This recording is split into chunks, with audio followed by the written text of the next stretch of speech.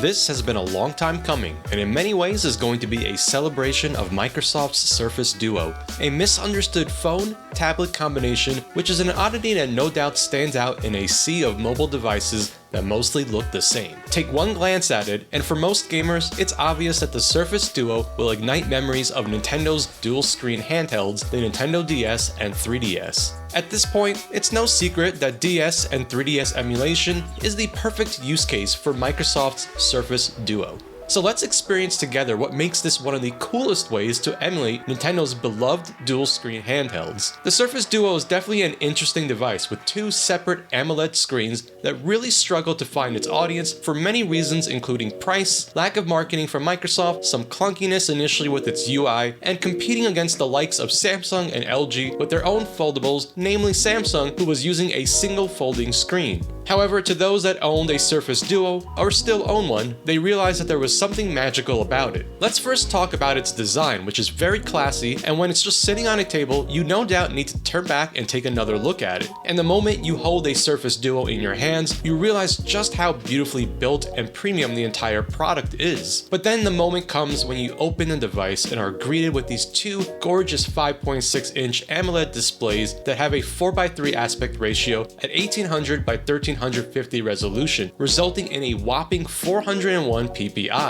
All the while, you're thinking about just how durable and satisfying the hinges are on the device. They keep everything in place, and when using it in a DS or 3DS orientation, you never feel like the top portion is too flimsy. The hinge is also capable of a full 360 degrees rotation, so the top screen can be folded back to turn the Surface Duo into a traditional single screen device, which for some might even make this device great for consuming 4:3 content like PlayStation 1, Dreamcast, and GameCube, which the Surface Duo will have absolutely no issues with since the Surface Duo 1 is powered by a Snapdragon 855, which means it's got more power under the hood than something like a dedicated handheld, the Odin Pro. But what if I told you that the Surface Duo can also feel very much like a dedicated handheld when it's paired with the Nikon MGX Bluetooth attachment? It's really amazing just how well these two separate pieces of hardware come together to create what I'd consider the perfect combination for DS and 3DS emulation. The Nikon MGX holds the Surface Duo really well, and everything lines up just nicely. It looks and feels right paired with the Surface Duo. It's quite comfortable to hold, and everything feels pretty solid. My only complaint would be the very stiff shoulder triggers that for its use case isn't as much of an issue and can be used to map shortcuts in DS and 3DS games. One more option to consider for this setup is the GameSir X2 Bluetooth, which offers a very different experience using clicky dome switches instead of the membrane-based buttons and D-pad on the MGX. Unfortunately, using a USB Type-C controller attachment is difficult because of the off-centered placement of the USB Type-C port on the Surface Duo, and because most attachments are designed to fit a phone on the right side, which doesn't work well here with the Surface Duo. Now, if you want the ultimate form of this setup, you can also pair it with the Surface Slim Pen, which really does mimic the touchscreen experience of the Nintendo DS quite well, and in some ways is better because of the accuracy of the Surface Slim Pen, but the pointed tip really does make it feel like you were using a stylus from a Nintendo DS device. However, this isn't needed, and even without the pen, the bottom screen works great, just using it as a standard touchscreen. You probably noticed me playing some Oenden, an awesome Japanese exclusive rhythm game which got a unique localized version called Elite Beat Agents. And here's a really cool obscure platformer style game known as Soul Bubbles. And as you can see, I don't have much trouble playing the games with either the touchscreen or stylus. So again, this is more of a preference and not a requirement. And before we focus in on the main selling point of a Surface Duo as a DS and 3DS replacement, let's talk one more time about some of the neat tricks that the folding screens provide us. I mentioned that this works great as a single screen console, and with that 4:3 aspect ratio and the power of the Snapdragon 855, we can actually manage a decent amount of emulation. For example, here I have everyone's favorite benchmarking game, Wind Waker for GameCube, running in 4:3, and it looks absolutely stunning on this screen. Finally, the screens can be folded into an orientation known as tent mode, and this is fantastic just for consuming media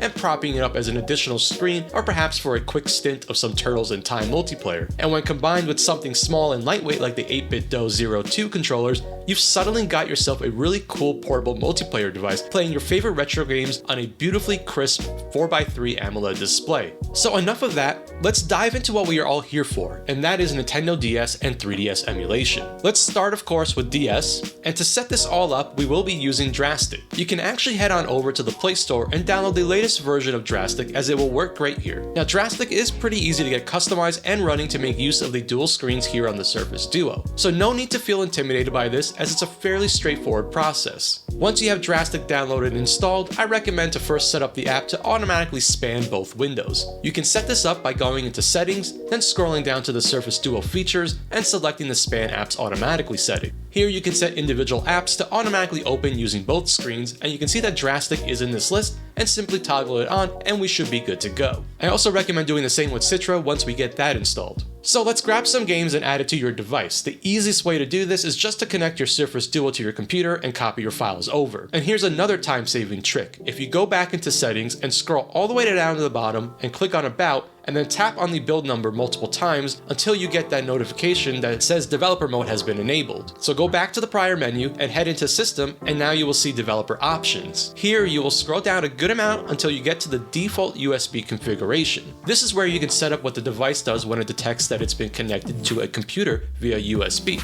So by setting it to file transfer, it will automatically put it into this mode, which allows us to bypass the need to toggle it from the quick access. So with our device connected, I personally like creating a folder in Downloads and organize it by console. So in this case, I created a folder called DS and stuck my games in there. Neither DS or 3DS require any kind of BIOS files, so really it's just a matter of copying games over. Okay, let's head back to our Surface Duo, and now we will launch Drastic. Now notice how Drastic opens spanning both windows automatically. So first things first, let's head into Change Options and then into Video, and make sure that we have the high resolution 3D rendering toggled on so that we can get those nice cleaned up visuals for the DS. Now personally, I found that Drastic automatically detected all of the controllers I've used with this, but if you do need to map anything, it's a fairly simple process to do, which is accessible from the settings again and choosing external controller. So let's now boot into a game so we can set the displays to make full use of our full surface area. I'll be using Kirby's Canvas Curse, and with the game loaded, let's head into the menu options for the game. You will see there's an arrow pointed up at the bottom of the screen. By selecting this, we will have the access to the Drastic settings. You can also turn off any controller overlays here by selecting that controller icon. Okay, choosing the menu option, we will now be able to adjust the size of the displays by going to Edit Screens and Virtual Pad. So Drastic does a pretty good job on its own sizing correctly, and again, it's a fairly simple thing to set up. You can see that there is a portrait 1:1 layout available, so we will be selecting that option to edit. So now that we are in edit mode, you can see that we have some options on the bottom of the screen. And I just want to say that don't be afraid to experiment here. Things can easily be reverted back to default by selecting the Reset to Default option.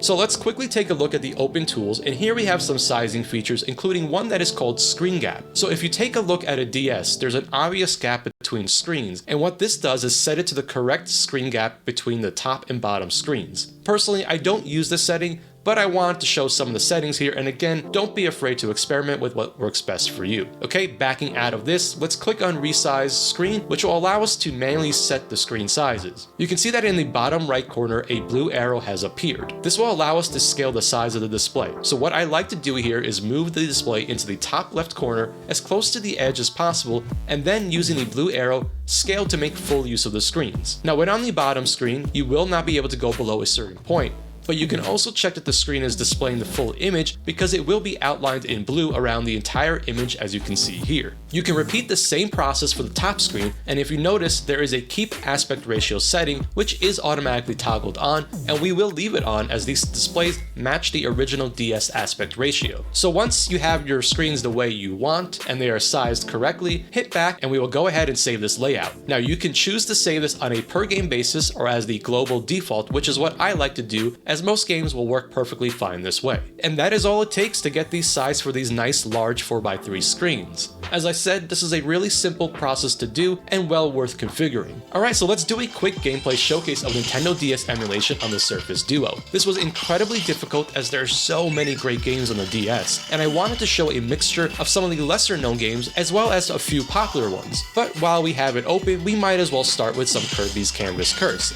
Now this game is played exclusively with a touchscreen and was definitely part of Nintendo's earlier attempts at pushing touchscreen gameplay in the DS's early days. Kirby's Canvas Curse is such a cool take on this standard Kirby platformer and well worth playing.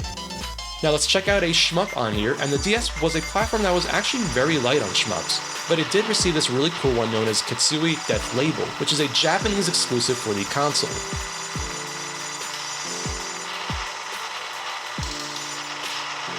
And one more cool shmup to show off, which is Nanostray from the folks at Shinin, responsible more recently for games like Fast Racing. This is definitely a technical marvel for the Nintendo DS that cleans up incredibly well with emulation. I absolutely adore this game, and it did receive a sequel as well for the Nintendo DS. Here's a franchise that actually got its start on the Nintendo DS, and at the time it was such a neat concept having you play as a surgeon with special abilities, and in turn made the gameplay really interesting. This was part visual novel with a cool story and gameplay that is fast and hectic, requiring you to multitask effectively.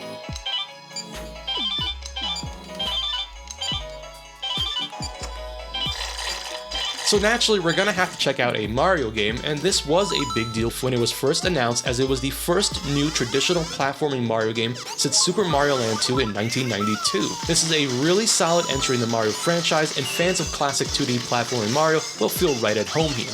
And not to be outdone by Mario, here is some WarioWare Touched, which is a collection of silly and frantic minigames featuring everyone's favorite brother Wario. This one is actually the 4th installment in this series and the first of 3 on the Nintendo DS.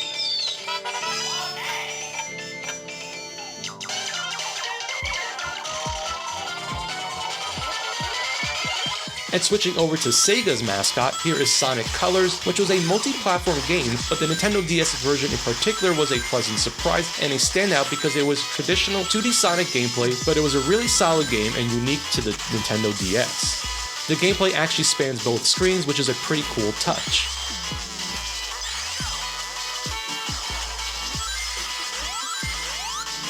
Now we can't talk about any Nintendo handheld at least mentioning something related to Pokemon, and here's a little bit of Pokemon Black on the Surface Duo, and I just wanted to show how things look here. Obviously this one will have no issues playing, and that will probably hold true for most of the library, really only being limited by any emulation issues. And another beloved Nintendo franchise, Metroid takes on a very different and really fun form here with Metroid Pinball, and I actually remember when I bought this on day one at launch, and I've always loved this game. It captures the entire atmosphere of Metroid Prime and somehow packages it as a pinball game that spans both screens. This is a really fun one that I think is not on a lot of gamers' radars.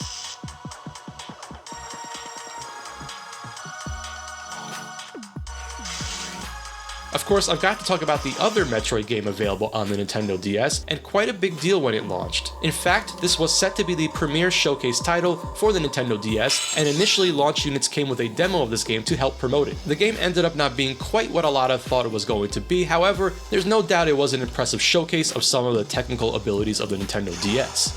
The controls were pretty cool as well, with the Stylus being used for some very accurate aiming. Plus, this was developed by American-based Nintendo Software Technology, or better known as NST, responsible for one of my favorite GameCube games, Wave Race Blue Storm. So let's ditch the controller attachment for a moment and check out something else that's really cool with the Surface Duo and the Nintendo DS. There were a few games that were designed for the DS in a vertical position so you can mimic a book experience, and these games do really well here, especially without any need for a controller attachment, since most don't make use of any physical controls in this position. Games such as Hotel Dusk and its sequel Last Window, which were great story-driven adventure mystery games that made use of this neat format. And Nintendo DS received a full-blown and very unique Ninja Gaiden game called Dragon Sword, which made full use of the DS's stylus controls, and again was another that was played in this unique vertical book format.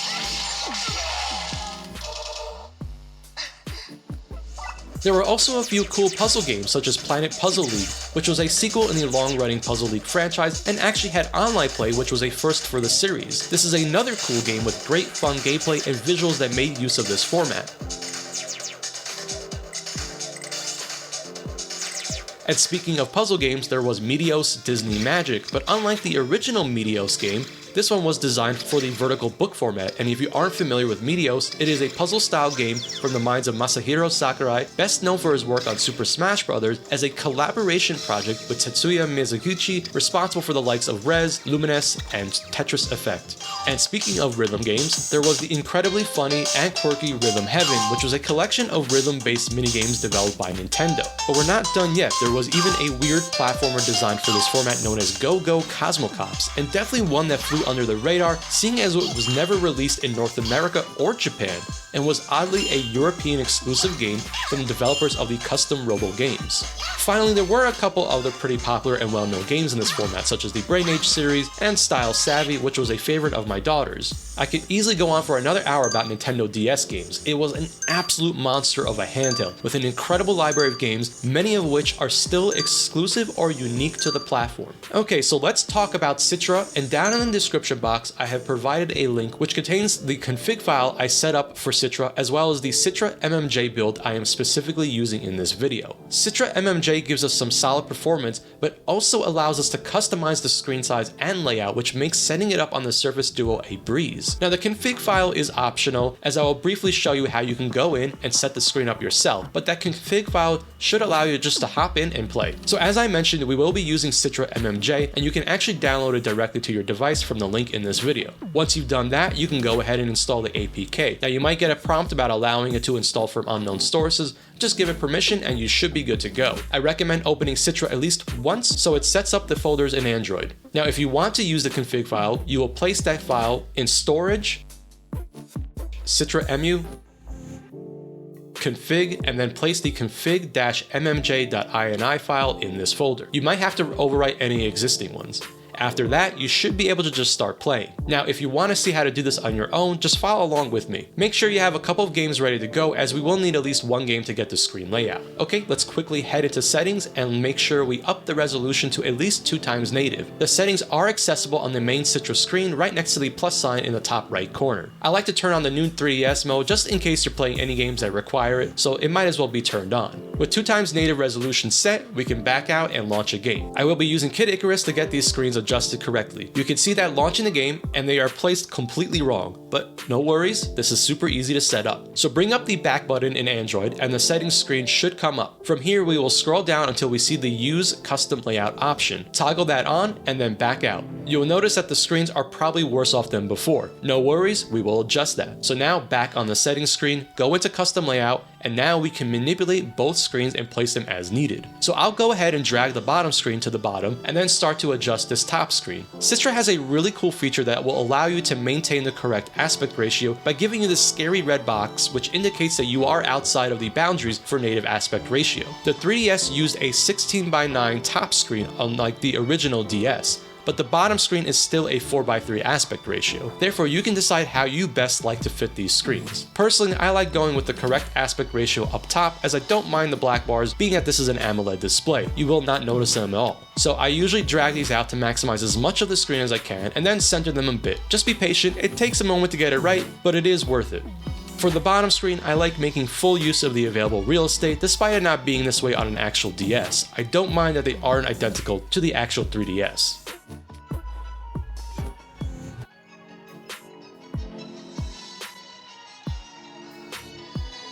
Okay, so we have the screens all customized, we can back out, and now let's launch another game to test, and you can see that the settings apply for every game. Another thing I want to talk about while I have Yoshi's Woolly World open is shader compilation on Citra. Now in-game, you might notice occasional stuttering on your first playthrough, and this is actually normal. Here you can see those brief stutters when playing, but watch as I relaunch the level and you will see how it's very smooth now. This is just how Citra works.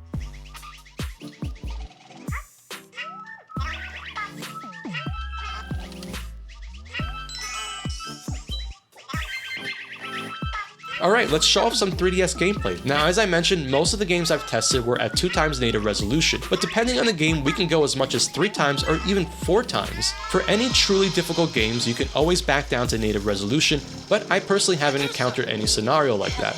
Since I already teased it, and a very long time viewer of mine requested it, here is some Kid Icarus running on Citra MMJ at 2x native resolution. And I'm really liking this setup, as I'm a lefty, and despite completing this entire game on an actual 3DS, I like that I can use the right analog stick to move Pit around while holding the stylus with my left hand to aim. The game always had an awkward setup, but this one is so much fun to play with awesome visuals and voice acting.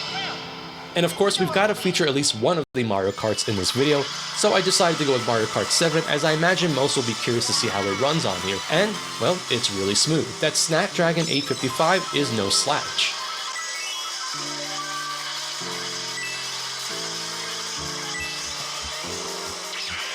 Here's some Donkey Kong Country Returns, which I mentioned before, but the 3DS version is actually the way to go, since we don't have to deal with any of the Wii-style controls. This is more of a traditional platformer, and graphically cleans up nicely with Citra.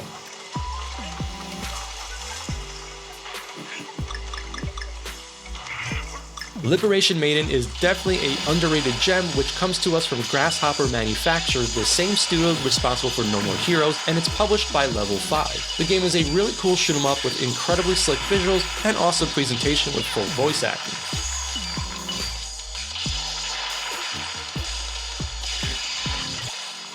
Mario 3D Land is such a fantastic game for the 3DS, which blends elements of both 2D and 3D Mario games, and at the time of release was a really cool take on the Mario franchise. This is always a fun one to showcase on the 3DS with Citra, and it does really well here.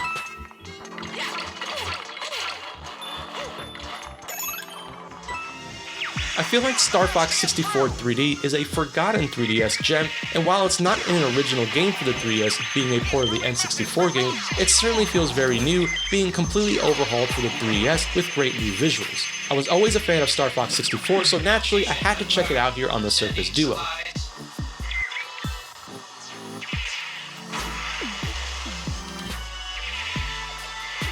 Here's a really cool one for the 3DS, and again, the 3DS has some really unique gems, and this is a brand new entry in the Shinobi franchise from Sega.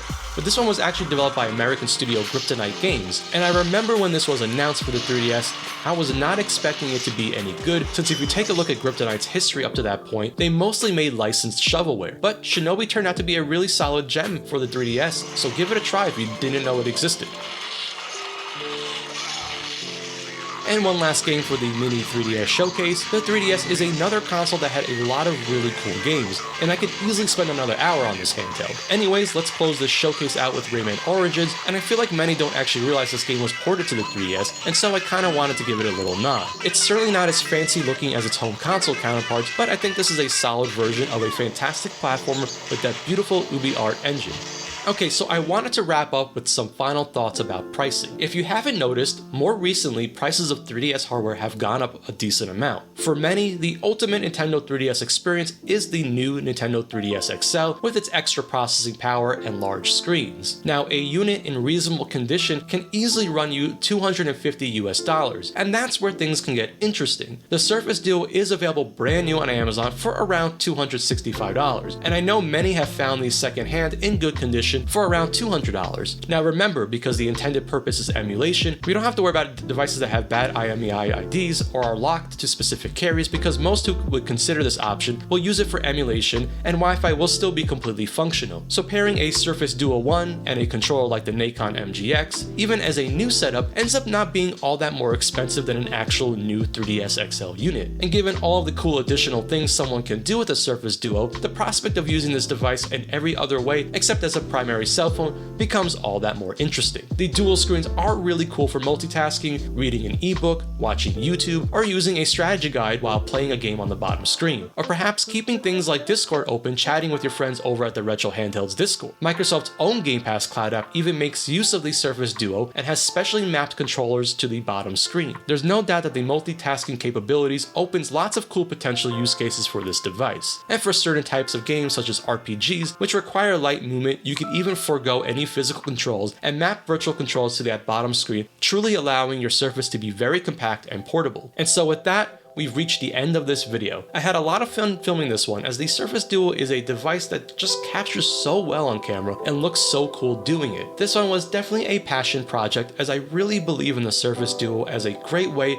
to emulate DS and 3DS and do it with as much authenticity as possible, so if you are open-minded, you might find yourself quite surprised with this unique mobile device. I hope you enjoyed exploring some of the great possibilities of the Surface Duo with me, and please let me know what you think about this as a DS and 3DS focused emulation device, and perhaps you will find yourself being as passionate as I am for Microsoft's weird dual screen device. As always, this is the Retro Tech Dad, and thank you so much for watching.